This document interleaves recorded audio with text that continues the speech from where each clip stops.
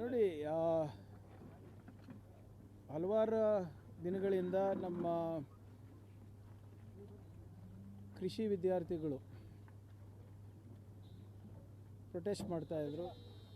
ಅವರ ಬೇಡಿಕೆ ಏನಿತ್ತು ಅಂದರೆ ಅವ್ರು ಮಾಡ್ತಾ ಇರುವಂಥ ಸಿಲೆಬಸ್ಸು ಮತ್ತು ಇಂಜಿನಿಯರಿಂಗ್ನಲ್ಲಿ ಏನು ಬಯೋಟೆಕ್ನಾಲಜಿದಿದೆ ಸ್ವಲ್ಪ ಅಜಗಜಾಂತರ ವ್ಯತ್ಯಾಸ ಇದೆ.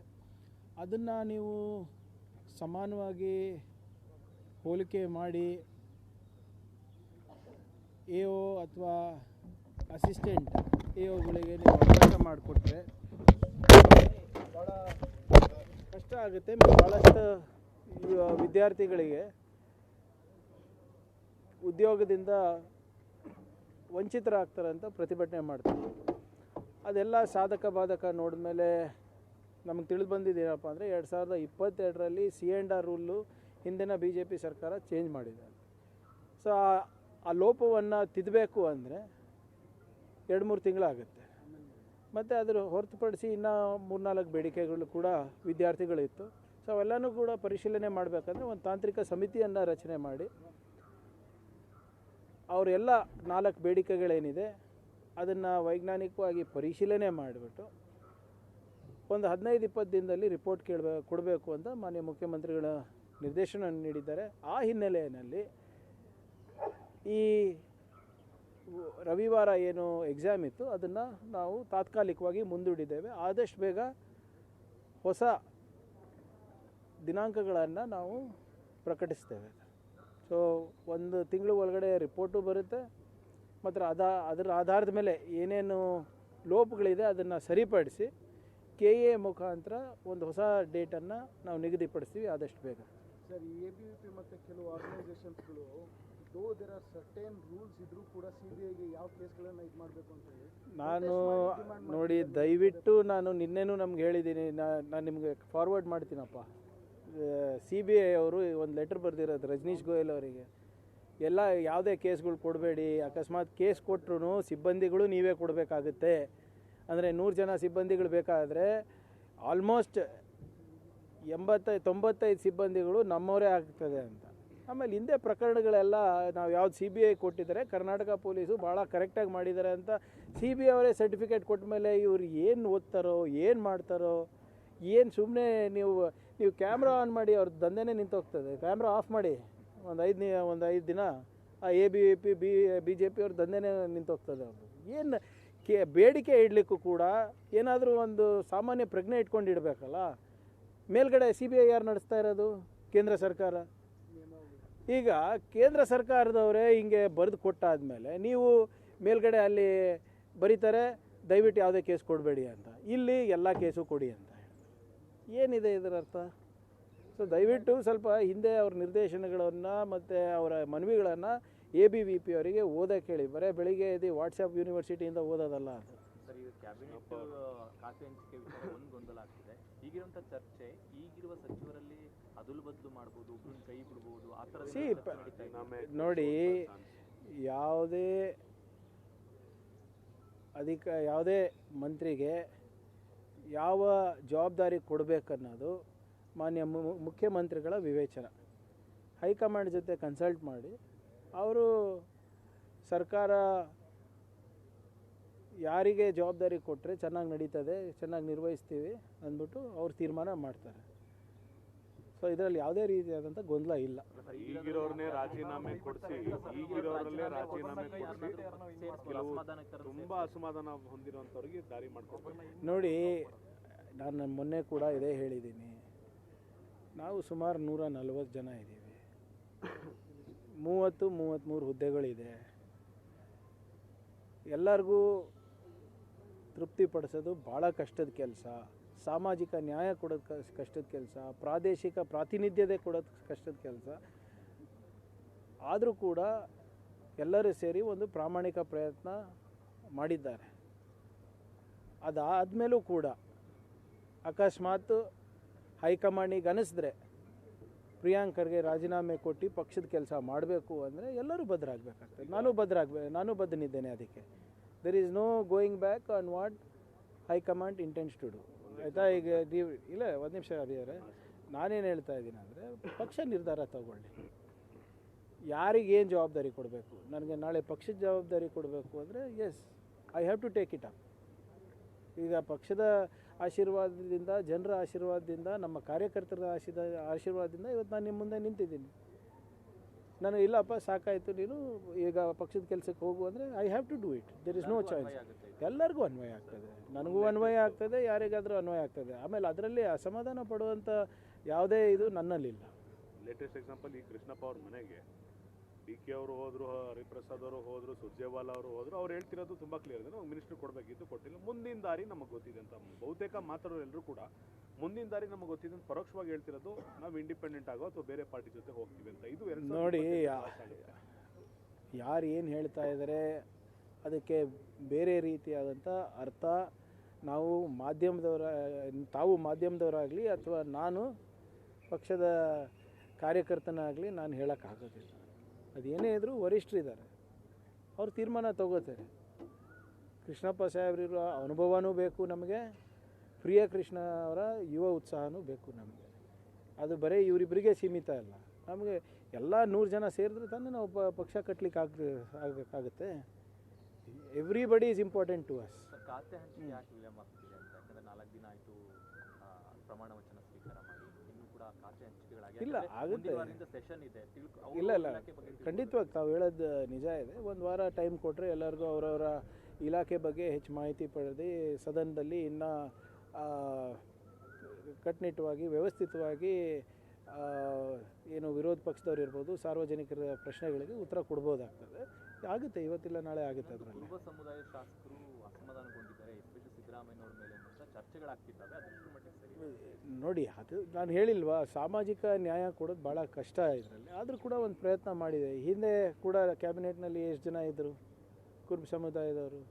ಸಿ ಎಮ್ ಅವರೇ ಇದ್ದರು, ಪ್ಲಸ್ ಭೈರತಿ ಸಾಹೇಬ್ರು ಇದ್ದರು, ಇಬ್ಬರು ಇದ್ದರು. ಈಗಲೂ ಅದೇ ನಮ್ಮ ನ್ಯೂಮರಿಕಲಿ ಅದೇ ಕಂಟಿನ್ಯೂ ಆಗಿದೆ. ಇನ್ನು ಹೆಚ್ಚು ಬೇಕಂತ ಎಲ್ಲ ಸಮುದಾಯದಗಳು ಬೇಡಿಕೆ ಇರ್ತದೆ. ಯಾಕಂದರೆ ಅಧಿಕಾರ ಸಿಕ್ಕಿದ್ರೆ, ಒಂದು ಕುರ್ಚಿ ಸಿಕ್ಕಿದ್ರೆ ಸಮಾಜಕ್ಕೆ ಇನ್ನೂ ಹೆಚ್ಚು ಬಲ ಬರ್ತದೆ, ಇನ್ನೂ ಹೆಚ್ಚು ರೀತಿಯಾಗಿ ನಾವು ಸೇವೆ ಮಾಡ್ಬೋದು ಅಂತ ಎಲ್ಲ ಸಮುದಾಯದ ಜನರಿಗೂ ಇದೇ ಇರ್ತದೆ. ಆದರೆ ನಮಗೆ ಸಂವಿಧಾನಿಕವಾಗಿ ಒಂದು ಲಿಮಿಟ್ ಇದೆ, 15% ನಾವು ದಾಟ್ಲಿಕ್ಕೆ ಆಗೋದಿಲ್ಲ. ನಿನ್ನೆ ಬಿಜೆಪಿಯವ್ರನ್ನ ನೀವು ಪ್ರಶ್ನೆ ಮಾಡಿರಲಿಲ್ಲ ಅಂದ್ರೆ ಅದು ವಿಪಕ್ಷ ನೀವು ಲಿಂಕ್ ಕಳಿಸ್ತೀನಿ ಅಂದ್ರೆ ಯಾರು ಕಳಿಸಿಲ್ಲ ನನಗೆ. ವಿಪಕ್ಷ ನಾಯಕರು ಪ್ರಶ್ನೆ ಮಾಡಿದ್ರು, ಆಡಿಯೋ ನೀವು ಇಟ್ಕೊಂಡಿರೋ ಬದಲು ಗೃಹ ಸಚಿವರು ಕೊಟ್ರೆ ಅವ್ರು ಅದನ್ನ FIR ಮಾಡಿಸ್ತಾರೆ, ಅದನ್ನ ಫೋರೆನ್ಸಿಕ್ ಕಳಿಸ್ತಾರೆ ಅಂದಾಗ ಅವ್ರು ಒಂದು ಹೇಳ್ತಾರೆ, ಸರ್ ನಾನೇ ತಗೊಂಡೋಗಿ ಕೊಟ್ಟು ಅವ್ರು FIR ಮಾಡಂಗಿದ್ರೆ ಅವ್ರು ಯಾಕೆ ಗೃಹ ಸಚಿವರು ಆಗಬೇಕು? ಈಗಾಗಲೇ ಸಾಮಾಜಿಕ ಜಾಲತಾಣದಲ್ಲಿ ಬಂದಿದೆ, ಸುಮೋಟೋ ತಗೊಳ್ಳಿ, ಆಮೇಲೆ ನೀವು ಬ್ರದರ್ ಅಂತ ಹೇಳಿದ್ರಲ್ಲ, ಅವರು ಕರೆಕ್ಟಾಗಿ ಗೃಹ ಮಂತ್ರಿ ಕೆಲಸ ಮಾಡಿದ್ರೆ ನಾನು ಬ್ರದರ್ ಅಂತ ಒಪ್ಕೊಳ್ತೀನಿ. ಆಯಿತು, ಸೋಮೋಟೋ ಅಂದರೆ ಅವ್ರು ಹೇಳಿರೋದಕ್ಕೆಲ್ಲ ನಾನು ಸೋಮೋಟೋ ತೊಗೊಳಕ್ಕೆ ಹೋದರೆ ಆಯಿತು, ಇಲ್ಲದ್ರೆ ನೀವೆಲ್ಲ ಹೇಳಿದ್ಕು ಸೋಮೋಟೋ ತೊಗೊಳಕ್ಕೆ ಹೋದರೆ ನಂದು ಅದೇ ಕೆಲಸ ಆಗ್ತದೆ. ಈಗ ಸೋಮೋಟೋ ಯಾವಾಗ ತಗೋತೀವಿ ಅಂದರೆ ಯಾವಾಗ ಪ್ರಕರಣಗಳು ಗಂಭೀರವಾಗಿದೆ ಅಂತ. ಈಗ ನೀವು ನಿಮ್ಮ ಪ್ರಕಾರ ಗಂಭೀರವಾಗಿದೆ, ನಾವು ಪರಿಗಣಿಸ್ಬೇಕು ಅಂದರೆ ಕೊಡಿ ನಮಗೆ, ಯಾಕಂದರೆ ಸೋರ್ಸ್ ನಿಮ್ಮ ಹತ್ರ ಇದೆ ಅಲ್ಲ. ಈಗ ಸೋಮೋಟೋ ತಗೋತೀನಿ, ನನಗೇನಿಲ್ಲ. ಬಟ್ ಅವರೇ ಸೋರ್ಸ್ ಕೊಡಬೇಕಲ್ಲ ನನಗೆ, ಯಾಕಂದರೆ ಅವ್ರು ಬಹಿರಂಗ ಮಾಡಿದ್ದು. ನಿಮ್ಗೆ ನೆನಪಿದ್ರೆ ಪತ್ರಿಕೆಯಲ್ಲಿ ಏನು ಬಂದಿದ್ದನ್ನು ನಾನು ಹೇಳಿದ್ದಕ್ಕೆ, ನೀವೇನು ಪ್ರಸಾರ ಮಾಡಿದ್ದನ್ನು ಅದನ್ನು ಪುನರುಚ್ಚರಿಸೋದಕ್ಕೆ ನನಗೆ CID ಅವರು 3 ಸರಿ ನೋಟಿಸ್ ಕೊಟ್ಟಿದ್ದು ನೆನಪಿದೆಯಾ ನಿಮಗೆ? PSI ಗಣದಲ್ಲಿ what was showcase telecast and broadcasted ಅದನ್ನು ಹೇಳಿದ್ದಕ್ಕೆ ನನಗೆ ಇದು ಕೊಟ್ಟರು. ನಾವು ಹಂಗೆ ಮಾಡೋಕ್ಕಾಗ್ತದ ಸರ್? ಅವರು ಪಾಪ MLA ಇದ್ದಾರೆ, ಕೌನ್ಸಿಲ್ ಇದ್ದಾರೆ, ಮೆಂಬರ್ಸ್ ಇದ್ದಾರೆ, ನಾವು ಅವರಿಗೆ ಹಾಗೆ ನಡ್ಸ್ಕೊಳಕ್ಕಾಗೋದಿಲ್ಲ. ನೋಡಿ, ಆಗಲೇ FIR ನಾವು ದರ್ಜ್ ಮಾಡಿದ್ದೀವಿ. ಅದು ಲಾಕಪ್ ಡೆತ್ತಾ ಅಥವಾ ಇಲ್ಲ ಅಂತ ಮೇಲೆ ನೋಡಿ, ಅಂದರೆ ಅಲ್ಲಿ ಅವ್ರು ಏನು ಹೇಳ್ತಾ ಇದ್ದಾರೆ ಅಂದರೆ ಅವ್ರ ಮೇಲೆ ಹಲ್ಲೆ ಮಾಡಿದ್ದು ನಿಜ, ಅದು ಆಗಬಾರ್ದು. ಪೇದೆ ಏನು ಕಪಾಳಿಗೆ ಹೊಡೆದಿದ್ದಾರೆ ಅಂತ ಹೇಳ್ತಾ ಇದ್ದಾರೆ. ಅದಾದಮೇಲೆ ಅದು ಆದಮೇಲೆ ಸ್ಟೇಷನ್ ಬಿಟ್ಟು ಹೋಗಿದ್ದಾರೆ. ಅಲ್ಲಿ ಏನೂ ಆಗಿಲ್ಲ ಅಂತ ಮಾಹಿತಿ ಬರ್ತದೆ. Put it to enquiry. ಆಮೇಲೆ ಅವರಿಗೂ ಕೂಡ ಸಸ್ಪೆಂಡ್ ಮಾಡಿದ್ದೀನಿ. ಆದರೆ ಕುಟುಂಬಸ್ಥರಿಗೆ ನ್ಯಾಯ ಒದಗಿಸ್ಕೊಡೋದು ಜವಾಬ್ದಾರಿ ನಮ್ಮದಾಗಿದೆ. We will do it. Sir, ಒಂದು SOP ಅಂತ ಇರುತ್ತೆ, ಅದನ್ನು ಪಾಲನೆ ಮಾಡಬೇಕಾಗುತ್ತೆ. ಕೆಲವರು ನೋಡಿ, SOP ಎಲ್ಲದಕ್ಕೂ ಇರ್ತದೆ ಸರ್. FIR ಮಾಡೋದಕ್ಕೆ ಇರ್ತದೆ, ಯಾರಾದರೂ ಬಂದು ವಾಲಂಟ್ರಿ ಡಿಸ್ಕ್ಲೋಸರ್ ಮಾಡಿದ್ರೆ ಅದಕ್ಕೂ ಮಾಡೋದಿರ್ತದೆ. ಕೆಲವು ಸಂದರ್ಭದಲ್ಲಿ ನಮ್ಮವರೇ ಅದನ್ನು ಮಾಡೋದಿಲ್ಲ. ಅದಕ್ಕೆ ಕೂಡ ನಾವು ಕಾಲಕ್ಕೆ ಆ್ಯಕ್ಷನ್ ತೊಗೋತೀವಿ. ಈಗ ಅದಕ್ಕೋಸ್ಕರ ಅಂತಲೇ ನಾವು ಟ್ರೈನಿಂಗ್ ಸೆಷನ್ ಅಟ್ಲೀಸ್ಟ್ 6 ತಿಂಗಳಿಗೊಮ್ಮೆ ಇಟ್ಟಿರ್ತೀವಿ. ಅದನ್ನು ಕೂಡ ಏನು ಲೋಕಲಲ್ಲಿ ಎಲ್ಲರೂ ಪರಿಚಯ ಆಗಿರ್ತಾರೆ ಮಾಡಿರ್ತಾರೆ ಅಂದ್ಬಿಟ್ಟು ಸ್ವಲ್ಪ ಒತ್ತಡಗಳ ಮೇಲೆ ಕೆಲಸ ಮಾಡ್ತಾರೆ. ಅದಕ್ಕೆ ನಾನು ಭಾಳ ಸ್ಪಷ್ಟವಾಗಿ ನಾನು ಮೊದಲನೇ ಮೀಟಿಂಗ್ನಲ್ಲೇ ಹೇಳಿದ್ದೀನಿ, ಯಾವುದೇ ರಾಜಕೀಯ ಒತ್ತಡ ಇರಲಾರ್ದೆ ನಿಷ್ಪಕ್ಷಪಾತವಾಗಿ ಮಾಡಬೇಕಾಗಿರೋದು ನಿಮ್ಮ ಜವಾಬ್ದಾರಿ. ಯಾರಾದರೂ ಬಂದು ಕಂಪ್ಲೇಂಟ್ ತೊಗೊಂಡ್ರೆ ಕಂಪ್ಲೇಂಟ್ನಲ್ಲಿ ಏನಿದೆ ಅದರ ಪ್ರಕಾರ ನೀವು ತೊಗೊಳ್ಬೇಕು ಹೊರತು ನೀವು ನಿಮ್ಮದಾದಂಥ ಒಂದು ಡೈಮೆನ್ಷನ್ ಆಗಲಿ ನಿಮ್ಮದಾದಂಥ ಒಂದು ಮಿರ್ಚ್ ಮಸಾಲ ಹಾಕಿ ತೊಗೊಳಂಗಿಲ್ಲ ಅಂತ ಕೂಡ ನಾನು ಅವರಿಗೆ ಆಗಲೇ ವಾರ್ನಿಂಗ್ ಕೊಟ್ಟಿದ್ದೀನಿ. ಸೊ ಇದನ್ನು ನಾವು ಸಂಪೂರ್ಣವಾಗಿ ತನಿಖೆ ಮಾಡಿ we will ensure that justice ಇದೆ. ಯಾವುದು ನೋಡಿ ಯಾರೇ ಇರ್ಬೋದು ಸರ್. ಈಗ ನೋಡಿ ಲಾಸ್ಟ್ ಟೈಮ್ ನಿಮ್ಗೆ ನೆನಪಿದ್ರೆ ನಾವು ಒತ್ತಡ ಹಾಕಿ ಒಂದು IGPಗೆ ರಾಜೀನಾಮೆ ಕೊಡಿಸಿರ್ಲಿಲ್ವ ಸರ್? ಅದು ಯಾರು ಒತ್ತಡದಿಂದ ಆಯಿತು? ನಮ್ಮದೇ ತಾನೆ. ನಾವು ಅಲ್ಲಿ ವಿರೋಧ ಪಕ್ಷದಲ್ಲಿದ್ದಾಗ ಅವಾಗೇ ನಾವು ಬಿಟ್ಟಿಲ್ಲ ಅಂದರೆ ಇವಾಗ I am accountable for it. ನನ್ನ ಹೊಣೆಗಾರಿಕೆ ಆಗ್ತದೆ. ದೊಡ್ಡ ಅಧಿಕಾರಿ ಇರ್ಬೋದು, ಚಿಕ್ಕ ಅಧಿಕಾರಿ ಇರ್ಬೋದು, ಯಾರೇ ಇರ್ಬೋದು, nobody is above the law. Sir, how do you see the Mohan Bhagwat statement after Prime Minister made several video informations and he shared with the people? The Generation Z. See, Mr. Mohan Bhagwat is just addressing Generation Z. The ideology has not changed. Just the language has changed. All right? Their ideology remains divisive in nature. Yesterday, if you heard Mr. Mohan Bhagwat's statement while talking to the Gen Z, he made a very vague comment on reservations. He said it should be there till there is social discrimination, and then he goes on to also say that it won't be there for long. So his intent is very clear. कपड़े वही खाकी है, खाकी चड्डी अभी पतलून बन गया बस है. सोच वही है. जेन जी से बात करो, जेन अल्फा से बात करो या मिलेनियल से बात करो, सोच तो वही है ना. आपको लगता है टारगेट वही रख के जा रही है आइडियोलॉजी? और उनका आइडियोलॉजी 100 साल में बदला क्या है बताइए? वो वही गुरु दक्षिणा, वही हिंदू राष्ट्र, वही अखंड भारत. प्राइम मिनिस्टर एक तरफ कनेक्ट होने के लिए वीडियो बना रहे हैं सर, दूसरी तरफ मोहन भागवत आते हैं. वही भाई, देश कौन चला रहा है? प्रधानमंत्री वीडियो बना रहा है तो देश कौन चला रहा है? प्रधानमंत्री पार्लियामेंट को नहीं आते, होम मिनिस्टर पार्लियामेंट को नहीं आते, ये देश कौन चला रहा है? मोहन भागवत जी चला रहे हैं क्या? मोहन भागवत जी कल एक और स्टेटमेंट दिए, क्या करके, चाइना और पाकिस्तान से हम वार्तालाप करना चाहिए, बातचीत होनी चाहिए. एक तरफ बोलते हैं कि वो पॉलिटिकल ऑर्गेनाइजेशन नहीं है और हर पॉलिटिकल बात पे विशेष टिप्पणी रहती है उनकी. They are a confused lot. That's why I have requested them, call me to your organization. उनका आइडियोलॉजी भी मैं भी क्लियरली सुन लूँ और वो क्या करना है वो भी मैं बता दूंगा उनको. Sir, there are that Gen Zs are more intelligent, more patriotic, and Union government didn't. Now who? No. If they now, who has put cases on them saying they are unpatriotic? Who are the ones who have put cases saying they are anti-nationals? And who is Mr. Mohan Bhagwat to give me a certificate of patriotism? Who is he? Who is RSS to tell me or tell Gen Z or tell Gen Alpha that you are patriotic? शाबाश, ये लो मेरा certificate. ये कौन होते हैं certificate देने हैं? देशभक्ति का सर्टिफिकेट का ठेका उनको कौन दिया है? ये खुद तो रजिस्टर नहीं है, दूसरों को सर्टिफिकेट दे के फिरते हैं. पहले उनको बता दीजिए कि वो खुद सर्टिफाई हो जाए, उसके बाद में सर्टिफिकेट दे दूसरों को. बुजुर्ग बन के बच्चों को अपने आशीर्वाद दे रहे हैं, आपको लगता है ऐसे? मांगा किसने? अरे आशीर्वाद, मोहन भागवत जी का आशीर्वाद मांगा किसने है? या प्रधानमंत्री का माफी मांगा किसने है? FIR बन रहे हैं तो पेरेंट्स के एक दबाव पे आके बच्चे रील्स बना के माफी मांग रहे हैं. दिल में क्या है बच्चों के? दिल में जो था वो जंतर मंतर में दिखा सबको. Sir, Tamil Nadu chief minister said that they are pursuing legal option as far as Kaveri matter is concerned. But at the same time, See, it is very clear. The league. See, There was also in assembly, sir. Opposition parties demanded that all parties. see, whatever.